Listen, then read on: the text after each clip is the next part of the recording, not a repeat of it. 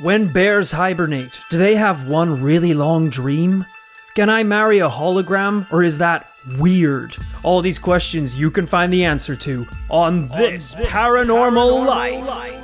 Hello, everyone. Welcome to This Paranormal Life, the comedy paranormal podcast where every week, myself, Rory Powers, and this guy over here, Kit Greer, investigate. You're just saying yes a lot, and that's throwing me off. I'm doing active listening, bro. That's when I just let you know that I'm listening, let you know I'm right here with you. Sure. And it gives you a little more confidence. But I'm just trying to get through. When we're doing this story, you can maybe throw that in. Now. I mean, all my active listening is going to waste, buddy. Well, actively, you're up the intro to the show. Hey, I'm not the one who did the intro. I'm not the one who brought it off course. So. Every week we investigate a brand new paranormal tale, case, claim, or beast, and come to a conclusion as to whether or not it is real. That's just coughing. Well, you didn't even say anything. Like a lively audience. You ever heard a lively debate? How about we try some active listening with it's just a nod. Nice nod to let me know that you're in the room. Right there with you, bud. Can't wait. This week we've got a great email suggestion from Cariel Holmer and Steve Atkins. Thanks, guys. They emailed in and suggested a case called the Betty and Barney Hill case. A story of UFOs, alien abductions, and star maps. Whoa. Immediately I was hooked. So Steve and Cariel, you're going to get what you wished for. It's time for us to investigate. Quick disclaimer, a lot of the info today is coming straight from Wikipedia. What? For some reason, Wikipedia has an insanely comprehensive log of all of the events that took place. An almost suspiciously comprehensive log. Yeah. It knew what people ate for breakfast, weirdly. This is also going to be a big one, folks. So get ready for the ride of your lives. We got to tackle a lot of things very quickly. No multitasking, all right? I see you guys washing the dish. Yeah. Washing the dish while you try to listen to the bish. You're on Twitter while you're listening to the podcast. Lock your screen and look at your dead-eyed reflection in the glass. That's all you need to see right now, guys. We need your full attention. But also, if you are on your phone, just go onto iTunes. 5 stars on the app. Just give us a quick little review. Then put that shit down. What are you doing in the iTunes store in the first place? Put that shit down. That was a test, and you failed. It was September 19th, 1961. Around 10:30 at night. The Hills had just finished a vacation visiting Niagara Falls and were on their way back to their home in Portsmouth. They're driving through the dark, radio on low, trying to make it home before it got too late. When Betty noticed a light glowing faintly in the sky. It looked like a shooting star coming down to Earth, but its movement was too erratic. Occasionally, it was even moving upward. They both kept an eye on the object as they drove, until Betty urged Barney to stop the car so they could go out and take a look. So they pulled the car over. Betty grabbed a pair of old binoculars from the back seat, Jurassic Park style, and tried to get a better look at the object. She said it was odd-shaped and had multicolored lights. Barney was like, "Give me those goggles, you crazy old woman," and decided to take a look for himself, skeptical of what she was talking about. Barney said, "Oh, that's not a UFO. It's some sort of commercial airliner. They're probably going to Vermont on its way to..." Wait a minute.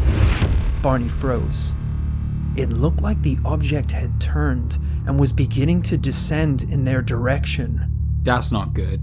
"We should go," Barney said. Are we in Vermont? The couple quickly hopped back into the car and sped down the road, eager to move away from whatever the strange object was. But their night was only getting started. The Hills continued to drive on the dark road, keeping an eye on the object that seemed to be following them as they drove.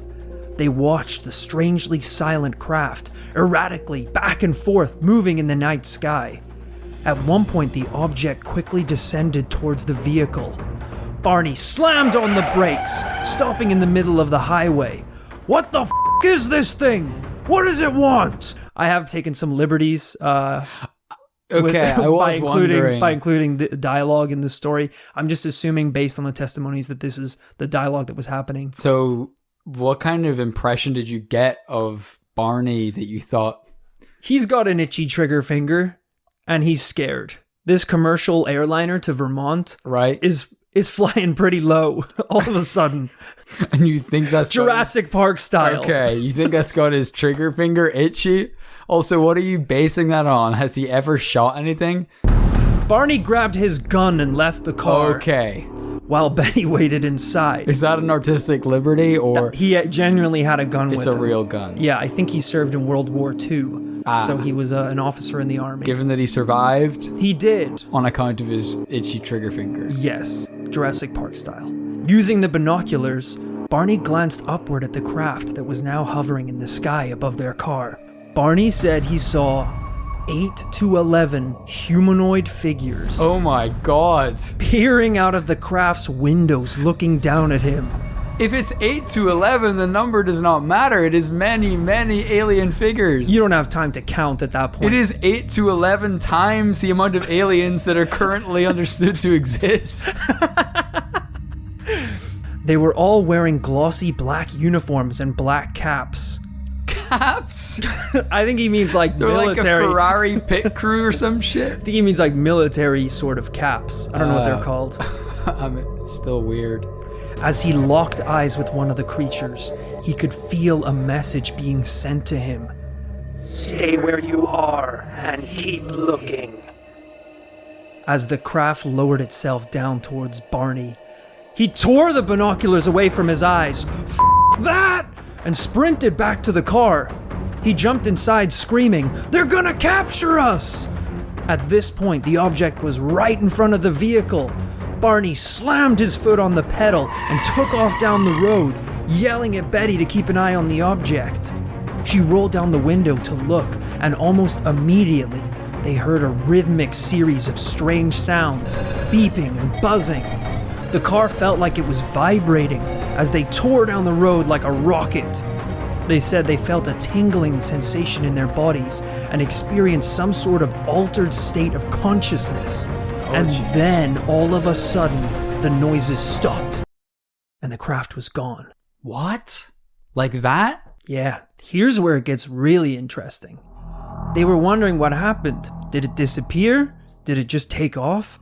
Barney looked at the road.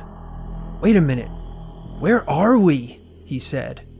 The Hills found that they had traveled nearly 35 miles down the road, but neither of them could remember the journey at all.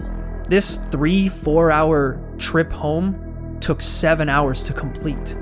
Right. And a number of those hours, they can't recall anything. So to recap, they were coming home from their holiday in Niagara Falls, coming home, obviously a route they had planned. They were going to get home by a certain time, and they arrived several hours later than they expected to. Yeah, after coming in contact with this strange craft. That's interesting because logistically they'd have to account for that time. They would have to drive 2 hours in the wrong direction for it to take that long to get back. And it sounds like they drove 2 hours up, which is like, pretty wrong. Sounds like they drove 2 hours Morgan. Yeah. Right past the Zongtar Commission. Through the wrong dimension. Yeah. The couple arrived home, exhausted, scared, and they experienced a number of strange impulses that they couldn't explain. Betty, for some reason, insisted that they place all their luggage by the back door, while Barney was compelled to examine his genitals in the bathroom. Okay. That's a bit of a weird one. Yes. Is this a side effect of the craft? Or is this a kind of men are from Mars, women are from Venus type deal? What? You check the luggage and I'll check my penis? Yeah, is the guy kind of on a one-track mind kind of thing? He's like, let's just make sure the family jewels are intact. I think this is a unusual experience. But there was more. The leather strap on Barney's binoculars were torn. Betty's dress was ripped and had a strange pinkish powder on it. And possibly the strangest of all, both of their watches were broken. I think there were a couple other things as well. Barney's nice dress shoes had scrapes on them at the front, almost as if he'd been dragged. Yeah. A lot of just weird, unsettling things going on. But as far as their physical condition was concerned, they were unharmed, right? The dick is fine. I just wanted to double check. The package is secure. Because I'm kind of concerned that if aliens show up, I didn't realize they'd be going for the newts. Straight in there, yeah. The couple didn't know what to do or who to talk to. People would think they were crazy.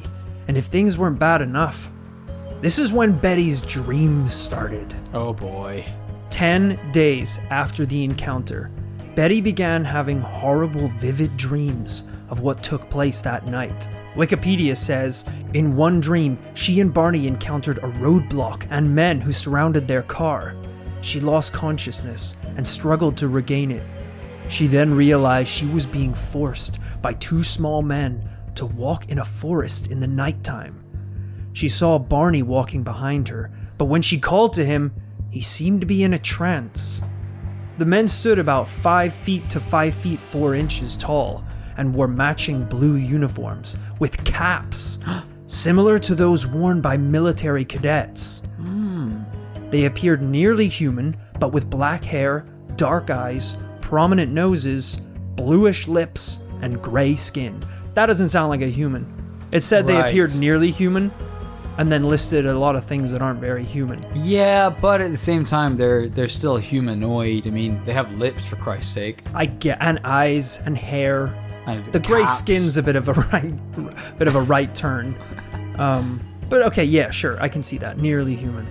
In the dreams, Betty, Barney, and the men walked up to a ramp into a disc-shaped craft of metallic appearance, where herself and Barney were taken into separate rooms. Betty was seated on a chair and a bright light was shone on her.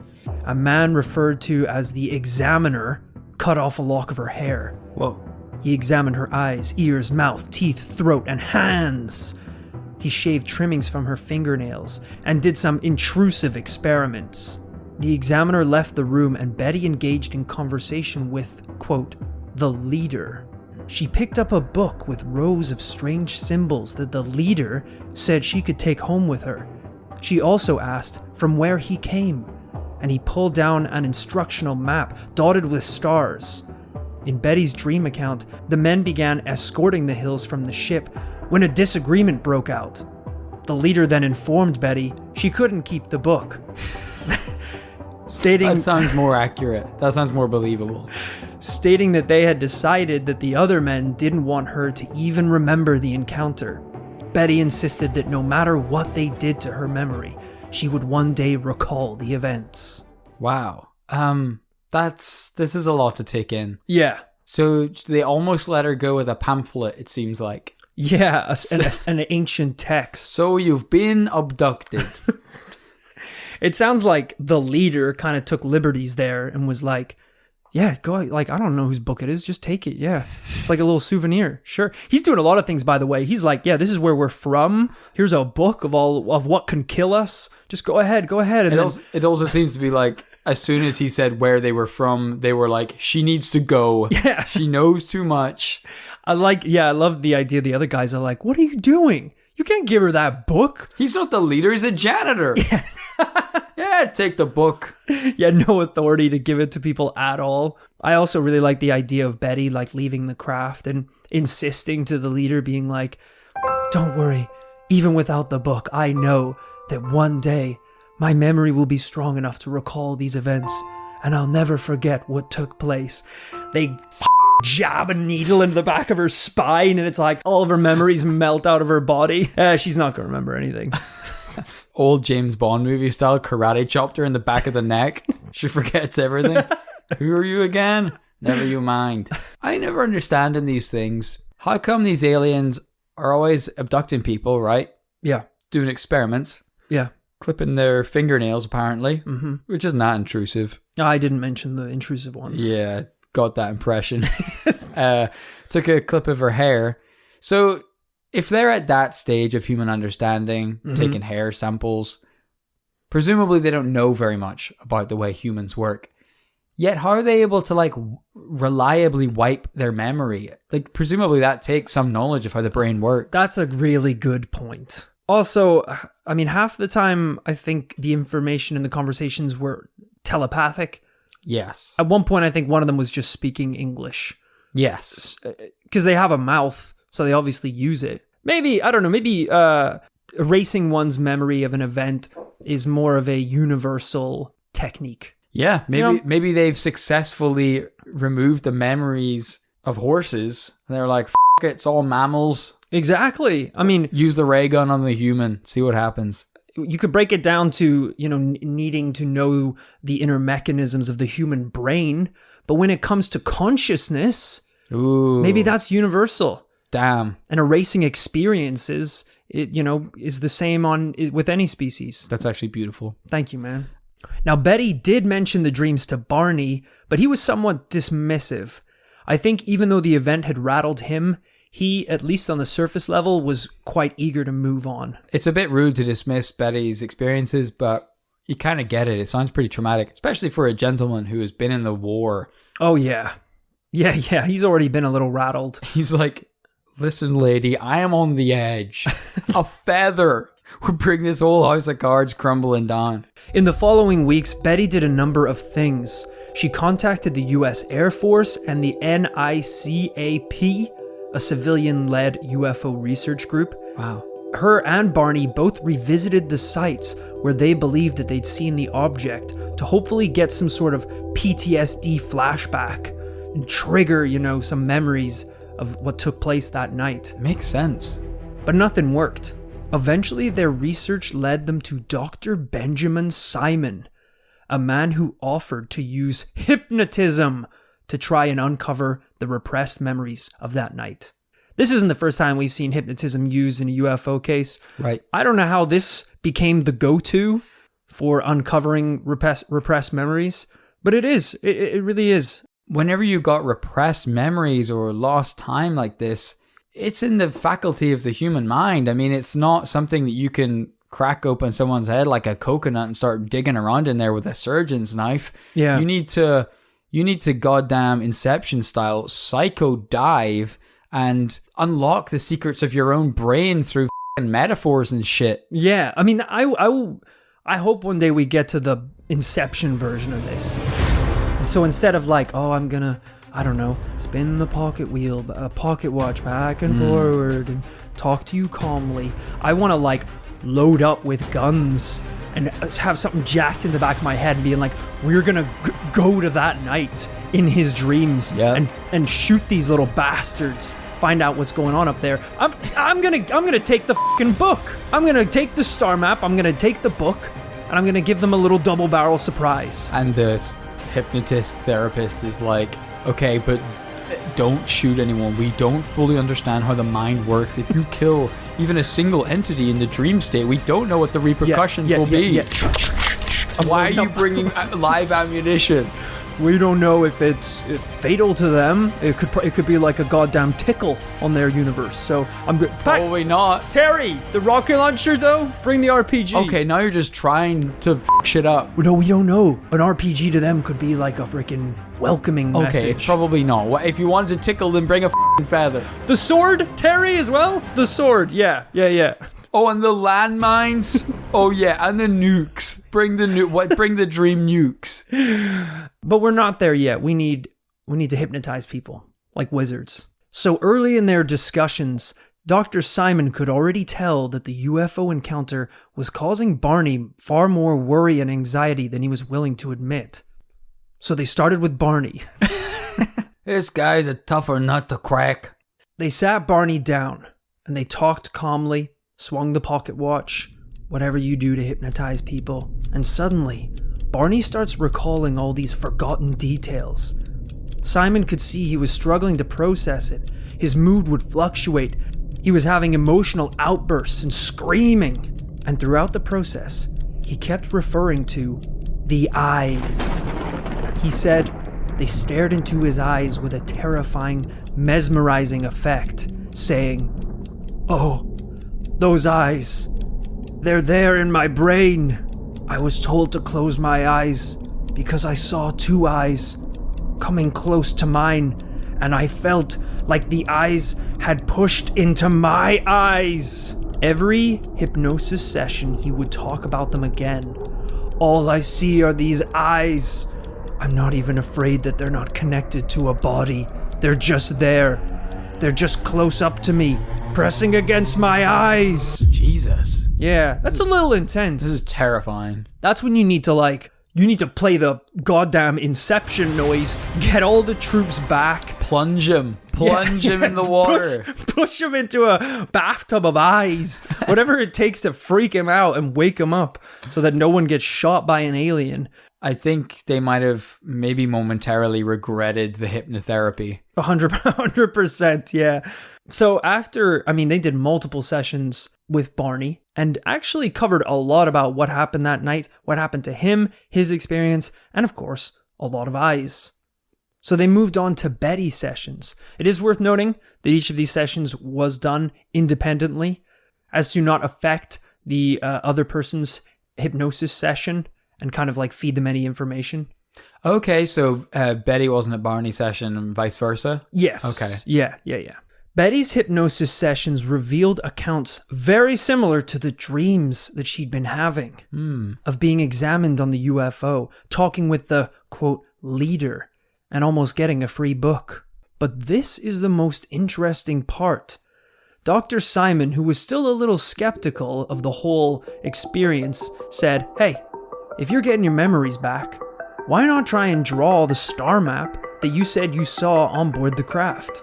So she did.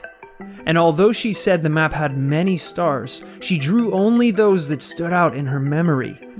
The map consisted of 12 prominent stars connected by lines she described as trade routes. I didn't bring this up, but I know that there is a picture of it that is the actual drawing that she did based on these sessions. So I'm going to find it for you right now.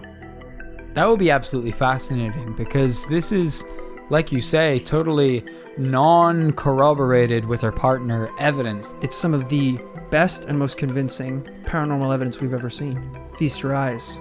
Okay, wow. Betty's drawn a bong. Watch it. It's a star map. It could be a number of things, but it mostly looks like a bong with a couple ping pongs coming out of it. Look, it's not the most exciting thing because a star map is essentially dots. Yeah. And trade route lines are lines. Okay. So it looks like an incomplete connected dot sort of image. You know, to be fair, I mean, it's possible that someone who actually knows about this shit, like an astronomer, that they might draw something like this too. I mean, like you say, space is just empty and then it's filled up with dots, aka stars. Yeah. Pretty interesting, the idea that these aliens might have trade routes. Yeah, that's really going in the deep end, isn't it? It's very detailed. Because it's like, oh, not only do I remember certain stars, here's also the trade routes. Here's where they do their goddamn shopping. Yeah, I know. It seems like probably could have just done the constellations. It's interesting you brought up getting an astronomer involved. Because in 1968, a teacher and amateur astronomer named Marjorie Fish, she's not a fish, she's a human, just nipping that in the bud before you snipe in with anything. No one said that. Heard a little carping about the story. Why'd you make a fish pun then? That's just... If you didn't want us to bring up the fact that it sounds like she could be a fish. I wrote that in because I was 100% sure you were going to call her a fish. Okay, so well, I was trying to... You should have I was trying to preempt... It. Okay, well, I'm going to have to change a bunch of this shit then. There's more? Yeah, there's a whole ton of fish puns because I thought you were going to make fun of her for being a fish. Well, even and if then I was going to had... have to... There's something in here about her floundering... Even if I had, it wouldn't have necessitated a paragraph of fish puns. There's something I don't think here we about, ever really do pun gags. Something here about her friend Annette, like a net, a fish net. I'm gonna have to cut all that's that. A stretch, man. Annette wasn't even a real character in the story. I made her up to facilitate the fish puns. Bad journalism, also. Honestly, I'm a little rattled right now. I feel like a fish out of water. Okay, that was the last one. Do you one. want to just get them all out of your system? That was actually the last one. Is Marjorie Fish even real? Did you just want to talk about fish? She actually doesn't exist. Okay. The real name was Michael Salmon. It wasn't obvious enough, so I had to change it to Fish. What? It's incredibly obvious. No, I didn't think you were going to go for the bait, like a fish bait. See what I did there? There was actually one more. I lied. That was the last one, though. But I got you, though, right? Hook, line, and sinker. That was the last one. And then it's over. You said the last one 3 times. I know. And I know that I've said that before, and I've lied. So my truths are starting to look a little fishy, but I swear to God, that's the last one. That doesn't count because it's the same thing as Marjorie Fish. Exactly. I guess we should keep going. Dude, I mean, if you want, it's your investigation. honestly, derailed. I'm all over the place now, man. Okay. I honestly thought you were gonna make fun of her for being a fish. I'll just call her Fish. No. No, you're right. That's worse. I think we have to move past I'll call her Marjorie. Fish. I think at this point, it's derailing the entire episode. It's kind of overshadowing somehow even the UFO investigation. You're right. We'll just push on. We'll just call her Marjorie. How about that? Sure. Leave the fish out of it. Marjorie, Fish, heard about the story and was intrigued by the star map, wondering if maybe it could be deciphered to reveal which star system the UFO had come from. It's pretty smart, isn't it? She managed to construct a 3-dimensional model of nearby sun-like stars, and after studying thousands of vantage points over several years, she discovered the only one that seemed to match the star map was the viewpoint of the double star system of Zeta Reticuli. Oh. The old ZR words. Her conclusion was agreed with by Walter N. Webb. Sorry, I was so sure you're going to do a spider pun in there that... I haven't offered a single pun honestly, this episode. That's rattled me. I wrote this episode thinking you were going to interrupt with a bunch of shit, and now I don't... It's based on nothing. I've never done that before. Oh, Jesus. Okay, fine, sorry. By Walter N. Webb, not a spider. A Boston astronomer, not a spider, Kit, who forwarded... You're out of evidence. Who forwarded... You're stalling for time. Walter N. Webb forwarded the study to the editor of the popular magazine Astronomy, and for the first time ever in the journal's history, the magazine debated a UFO report. Wow. That's big. I know it didn't sound that big, because it was kind of overshadowed by the spider puns and the fish puns. Was. But basically, what that entire section means is that the star map that was drawn from the hypnosis sessions that Betty had matched a viewpoint of the double star system of Zeta Reticuli, which was agreed with by Walter N. Webb, a fucking spider for Christ's sake. He's got like 8 eyes, so he can see. You said he can see pretty you clearly. Said not a spider. And then that was sent to an astronomy magazine where they debated UFOs for the first time in the whole magazine's existence. It was the 60s. Things were getting weird. The stars that she picked out for her drawing sufficiently matched real stars in the night sky, and not only that, from a specific vantage point from a star system. It was crazy. That's nuts. Crazy enough to have a whole debate about it, even though I'm pretty sure the magazine article was debunking the reasons that it was wrong. Okay. Yeah. We're not going to talk about that? Irrelevant, though. Right.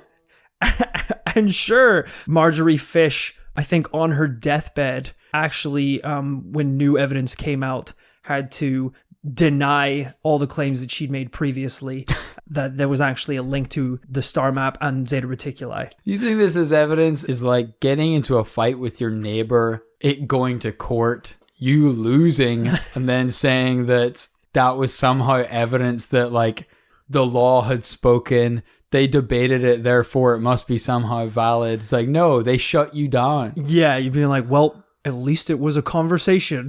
It's like, well, but it was a very short one, and now you owe him money. It's like, still though, it was up for debate who was right and who was wrong. There were honestly people on both sides. It's a crazy story. I'm not going to pretend like it's not a crazy story. I'm also not going to pretend like I didn't gloss over a ton of shit. Okay. Because I did. First off, right, all of these hypnosis sessions are recorded. You can listen to them. Really? Yeah, they're all on YouTube. I didn't include them for 2 reasons, really. One is, even though I really sexified Barney's hypnosis sessions, very scary, talking about the eyes, right. Eyes. Yeah, that was pretty disturbing. These hypnosis sessions went on for hours. Okay. And were over days. It wasn't just... He mumbled eyes once, and I kind of blew it out of proportion. It wasn't just about the eyes. I think I said something about he had to be put in an insane asylum. That was fake. He pretty much... It wasn't as sexy as that. He pretty much told start to finish a very coherent retelling of exactly what happened that night. Yeah. So it wasn't just kind of like cool mumbling about the alien's eyes. Sure. It was like, so I went here, I was taken here, they took me to this room, Betty was here. It's not that exciting. Okay. I mean, I think at one point they ganked some of his sperm and put something up his ass, did a bunch of scraping. He didn't get a book or anything like that.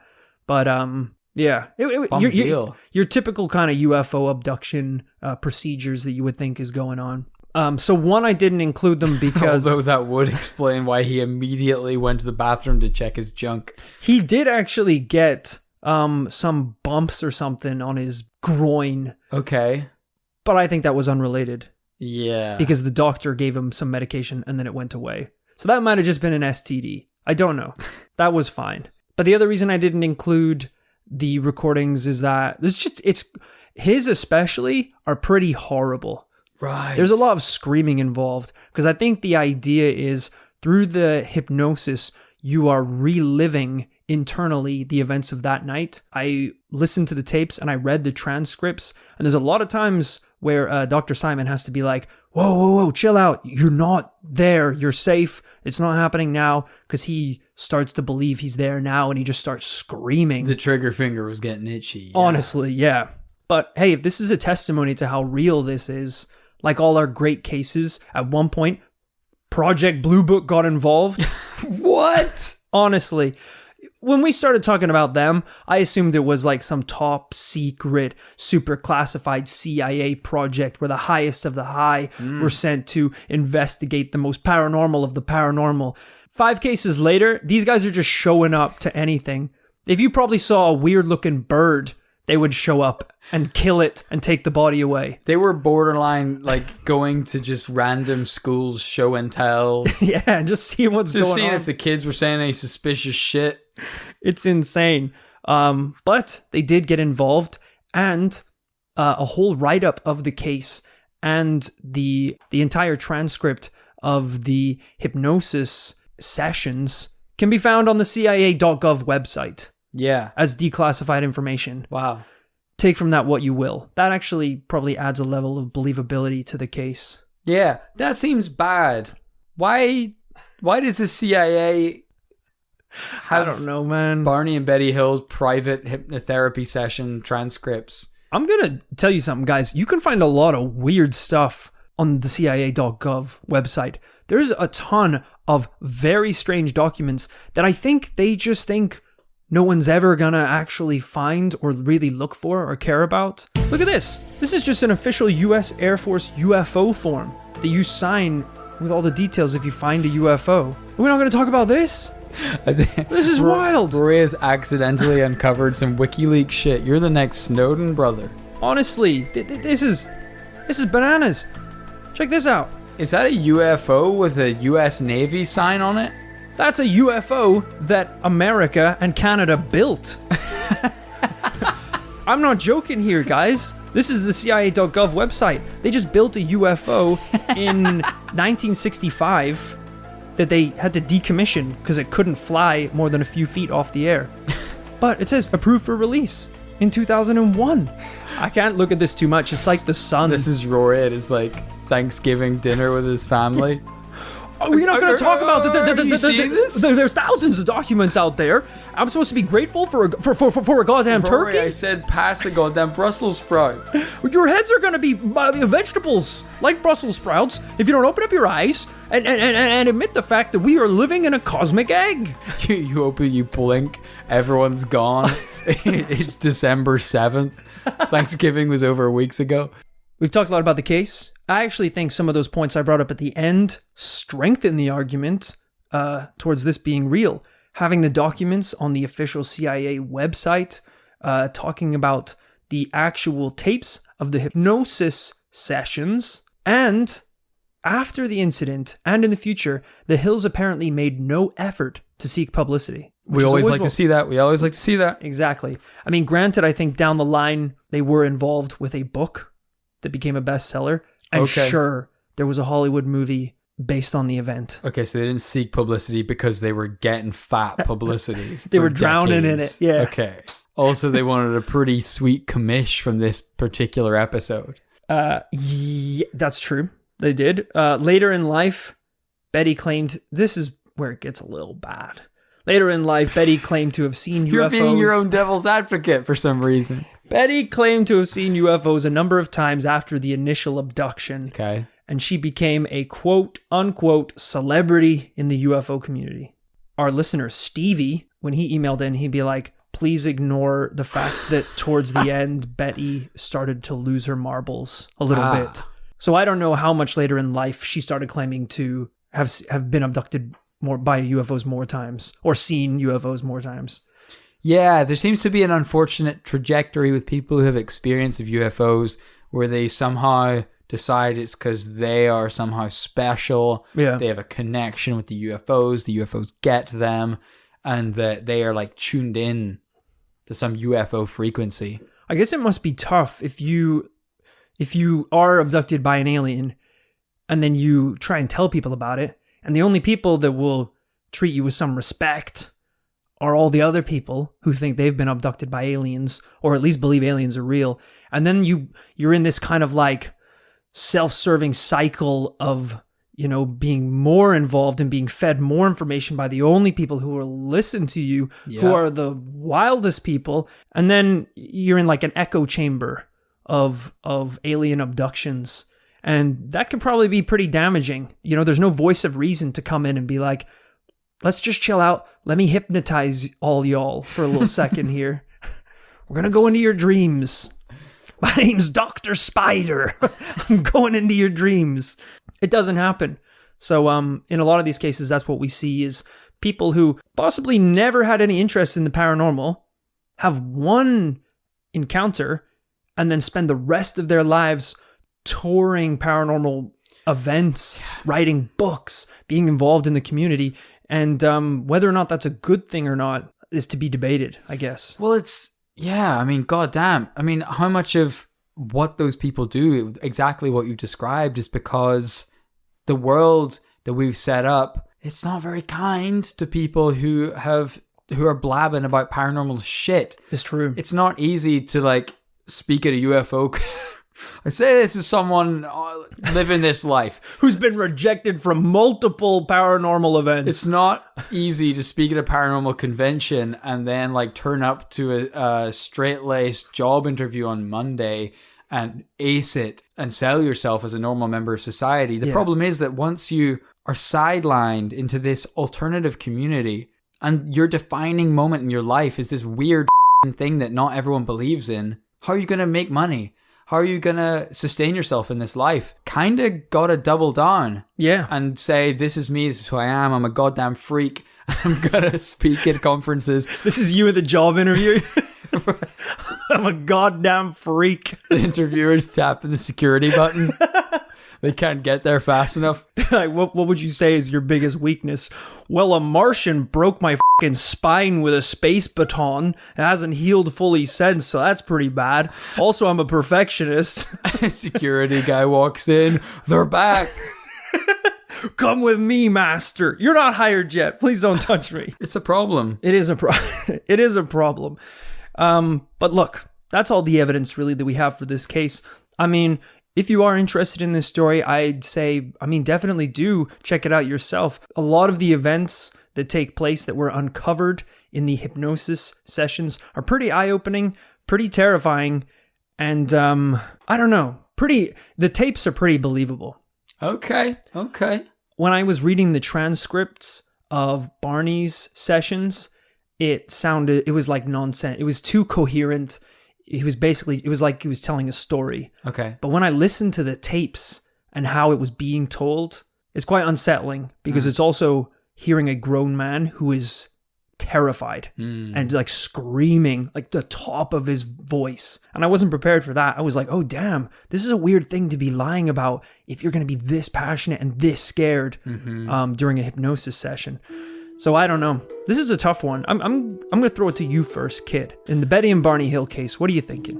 Well, like you say, listening to those tapes, this might be a case we sometimes come across in paranormal investigations where if the case is not objectively real, whether that is up for debate, what is maybe not up for debate is that the people it happened to believe it 100%. Yeah, that's a really interesting point, because that was kind of the conclusion that Dr. Simon came to at the end of the sessions, was that I don't think that these people were abducted by aliens, but I 100% think that they were abducted by aliens. He's like, there's no doubt about it. How that has happened, there was a number of explanations, but he firmly believes at the end of the testing that it didn't really happen. I'll preface what I'm about to say by saying I like this case so far. I think it's got a lot of potential for even being true, and it's pretty storied, pretty evidenced. One of the issues I have is actually right at the beginning. It's like a couple clues that disturb me. One of which being the lost time. Yes. I worry that it's a common feature of lots of UFO stories, and hell, if all of these stories are true, that lost time may just be a really unfortunate side effect, or Christ, maybe even a deliberate side effect done by the Greys.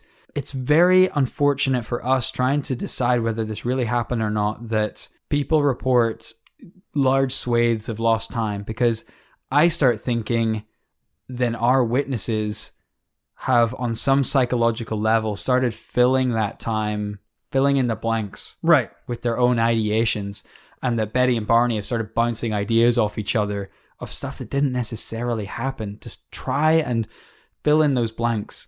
And that's the problem is, on one hand, you can look at Betty's dreams as her subconscious trying to handle what happened that night. On the other hand, you can see it as having these fantasies about what had happened after seeing an object that looked suspicious in the night sky. As you said, filling in the blanks. All of a sudden, she's telling Barney about it.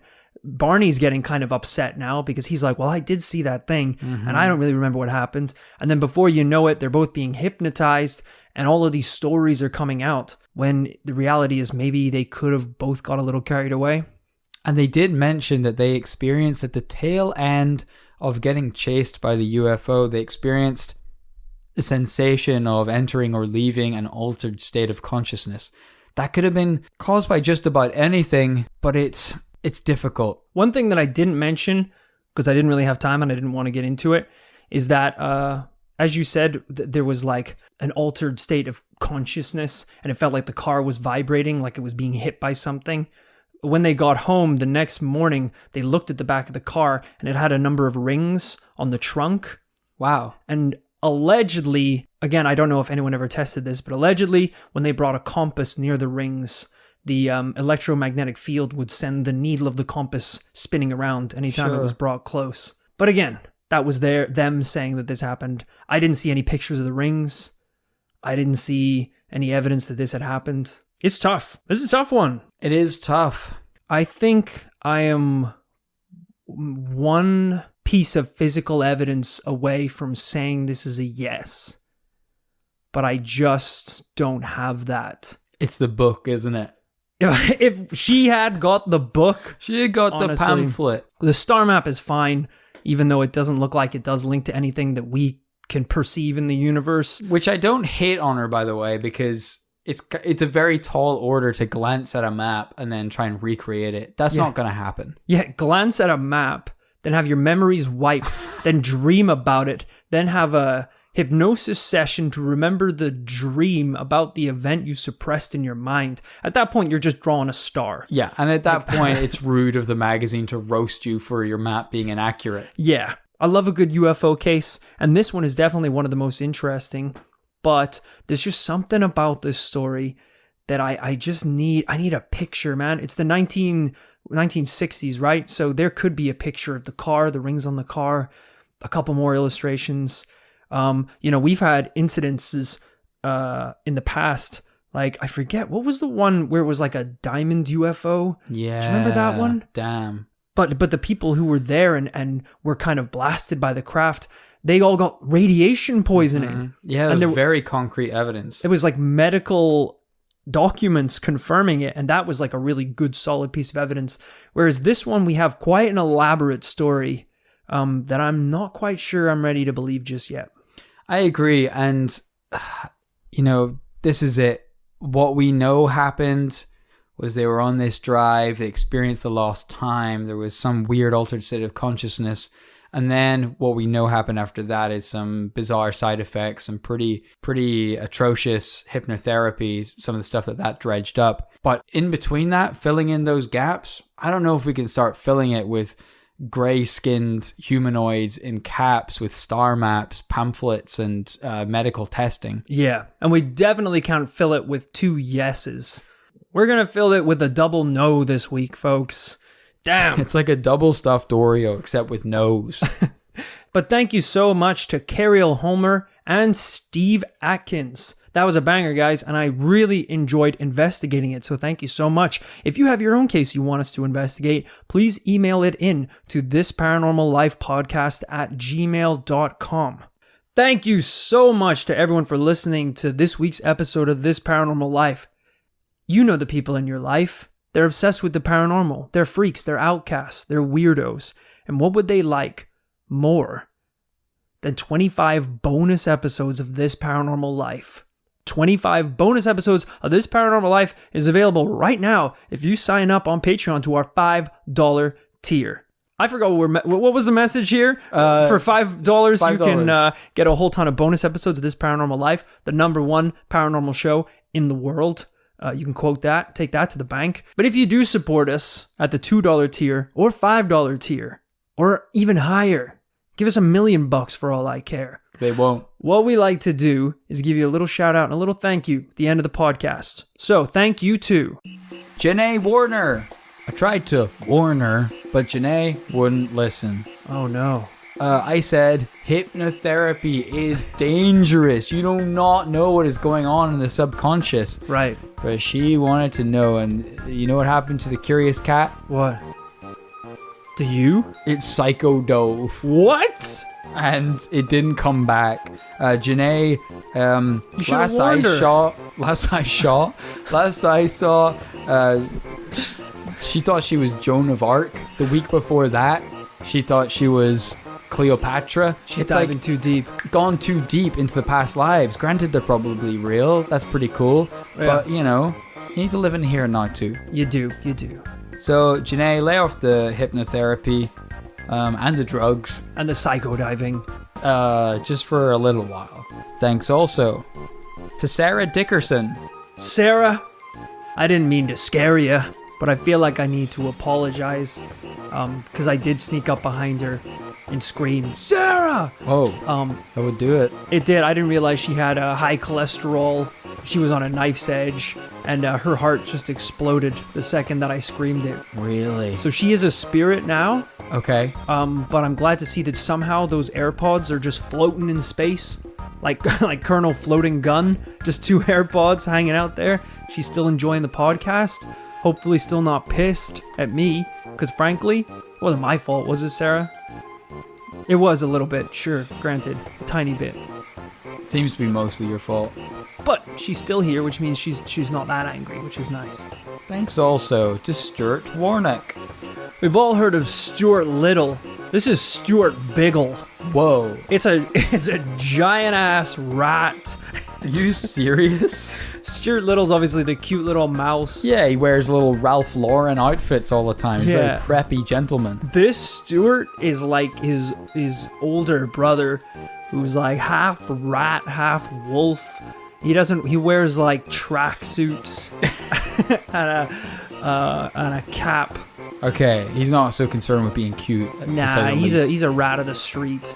Okay. But you know, not every Stuart's gonna be the same. Stuart Biggle he's the kind of rat you want to have your back. What's Stuart Little gonna do in a fight? Get stood on?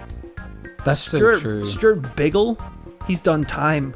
It's kind of messed up. He's got rats on the inside. It's kind of messed up that they called the 2 brothers Stuart. Yeah, that is weird, isn't it? Thanks also to Adina Hampton. Adina, do you have any morphina? Because the injuries from the Paranormal Commune's medieval jousting competition have been near fatal. Really? We have a number of people severely injured, and obviously there's no doctors in the commune. So we have people who are hurt, and a little morphine would chill them out a little bit. Because honestly, they're a bit annoying. I don't. It's just a constant. Okay, well, their life is in danger, so you should probably have a bit of a better attitude. My day's in danger of being ruined by their screams. So if they could just calm down for 1 second. Also, I don't think morphine is going to do anything other than shut them up. It doesn't sound like it's going to save them. Exactly. That's all I want. I guess it's a start. Yeah. Thanks also to Noel Anders Pettersson. Noel, please tell me that you have an extra big pointy pole, because a lot of the ones we were using in the medieval jousting competition have been shattered. On first contact with some of the contestants, they just exploded. Yeah. Body parts everywhere. Morphine nowhere to be seen, frankly. So Noel, we do need more equipment. I feel like these people will shut up if we get a bit of entertainment going. Round 2, round 3, and so forth. Because there is no morphine, so the next best thing is adrenaline. Exactly, yeah. A bit of pizzazz. A bit of showbiz around this place. So get in contact, Noel. Thanks also to Sam Western. Sam is straight out of a Western. They should call... He has like a cowboy name, like Dirty Sammy. Or something like, 6-shooter Sammy. Sure. That's a cool one, actually. He just rolls around town to town, solving problems or causing them, depending on how his day's going. Depending on how much whiskey he's had. You sound like a cool guy, Sammy. If you got any Western-style adventures coming up, give us a call. We're pretty good on horses, as seen in the medieval jousting competition. Of course. Yes, for sure. And while we did not participate in the jousting, God no, we did regally ride our horses around the commune for everyone to enjoy. So we're good on a horse. Sam, between us and you, don't enter the competition. It's a goddamn death trap. Just come to our castle at the back. We got a shit ton of morphine we're gonna blast off on. Thanks also to Martin Thorogood. Martin, I hope you can fight like a Spartan. Because without getting into details, there's a certain event that is ongoing in the paranormal commune. Mm-hmm. And there's an opening. Some contestants had to drop out. Several openings. Due to missing limbs. So if you know any other Spartans, get them involved. We'd love that. Y'all don't even have to ride the horses. Just run at each other. Honestly, morale's a bit low and we need a bit of entertainment, Martin. So bring all your friends and let's just have a little joust. Not to give it away what the event is. Thanks also to Enkelbert Humperdinck. Humperdinck is like the name of the sheriff in the town that Sammy 6-shooter rolls into. Like tips his hat, "Morning, Sheriff Humperdinck." Wow, and he's morning, like, Sammy. "You stay out of trouble now, you hear me?" Shoots his hat off his head. Yeah, as a little warning shot. I'll stay out of trouble or I'll stay into trouble. Whatever Sammy's feeling. He gets arrested on the spot. you can't do that. Humperdinck's like, "You're going to jail. You're absolutely going to jail. You shot my head." That was a short episode. I missed, didn't I? Thanks also to Nick Watterson. Every time I see Nick, I'm like, "Do you need water, my son?" Because he's like he's like those mummies that they find in ancient tombs. Right. He's like bone dry. Yeah, raisin. Shrink wrapped. And it's a good look. He's looking lean. He's got, I can see the muscles on his body. A lot of definition. For sure. That's what you're going for. But his heart hasn't beaten in about 1,000 years. Oh. So I think a drop couldn't. He might just be a mummy, actually, now that I think about it. Dead. Yeah, I did find him in one of those tombs as well, so he might just be a mummy. He just set up a kind of trickling afterlife fund. That's great. We needed to his one of favorite those. podcasts somehow. Awesome. Thank you to Sam Taylor. Ahoy, Sam Taylor the sailor. One of the worst to ever set sail on the stormy seven seas. Really? What does that mean? Every single one of his boats, he sails back into port, Captain Jack Sparrow style, where the boat is essentially sinking as it goes in to dock. Right. He's gone through hundreds of boats, hundreds of thousands of pounds. It's really a problem because, Sam, we're relying on those shipments and you keep sinking it into the dock. Yeah. We would honestly rather the ship survived and you went down. Preferably. We need the shipment, Sam. We do. Thank you to Adrian Medel. Adrian, if you want another medal, you're going to have to earn it. in the gladiatorial arena, where we only joust. Yes. Granted, there's no horses left. They all died in a jousting-related incident. But the giant spears are still available, folks. It's true. So, Adrian, you're going to have to prove your mettle to earn your medal. Last but not least, thank you so much to Cole Veeder. Well, if it isn't Swole Cole, Hoorah. the most jacked SOB in the paranormal commune. Wow. This guy, you know, a lot of people, if they're working out, they eat a lot of protein. Yeah. Drink a lot of protein shakes. Sure. Lift a lot of weights. I saw this dude just straight up punch a cow in the face and then take a bite out of its unconscious body. Oh my god. At this point, we're all too scared to confront him. Wow, he's some kind of... Because that's pretty illegal. Yeah. It wasn't his cow. Some kind of wild Neanderthal character. But until we can raise up a police officer to be strong enough to beat him, like when the Hulk has to fight that other version of the Hulk that's... I don't know, what is he? He's like the bad Hulk. Something like Who that. knows? That's what we need. And that'll be a great event to take place, and everyone can come and watch it when the jousting season has finished, of course. Thank you so much to all those people. And thank you to you, the listener, for tuning in this week. What a case. We had a blast. Again, please send in your email submissions. And until then, we'll be back with a brand new case next week of This Paranormal Life.